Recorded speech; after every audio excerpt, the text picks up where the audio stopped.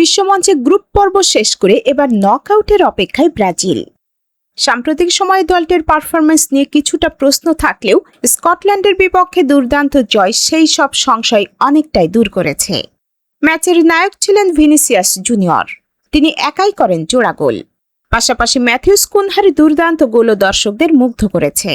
এই জয়ের ফলে দারুণ আত্মবিশ্বাস নিয়ে নকআউট পর্বে পা রাখছে 5 বারের বিশ্ব চ্যাম্পিয়নরা। এখন সবার নজর ব্রাজিলের শেষ 16 প্রতিপক্ষ কে হবে সেই দিকে। নিয়ম অনুযায়ী সি গ্রুপের চ্যাম্পিয়ন হিসেবে ব্রাজিল খেলবে এফ গ্রুপের রানার্স আপ দলের বিপক্ষে। আর এখানেই তৈরি হয়েছে জটিল সমীকরণ।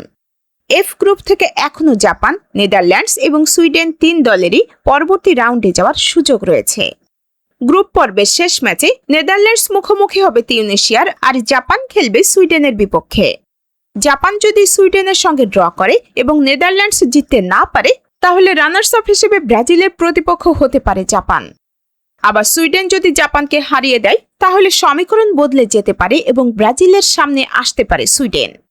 অন্যদিকে নেদারল্যান্ডস জয় পেলে হিসাব নিকাশ আরও নতুন মোড় নেবে। সব মিলিয়ে ব্রাজিলের শেষ 16 প্রতিপক্ষ এখনও নিশ্চিত নয়। তবে বর্তমান পরিস্থিতি এবং কাগজে কলমের হিসাব বলছে ব্রাজিলের সম্ভাব্য প্রতিপক্ষ হিসেবে সবচেয়ে এগিয়ে রয়েছে জাপান। এখন দেখার বিষয় শেষ ম্যাচগুলোর ফলাফল নকআউটের পথকে কোন দিকে নিয়ে যায়।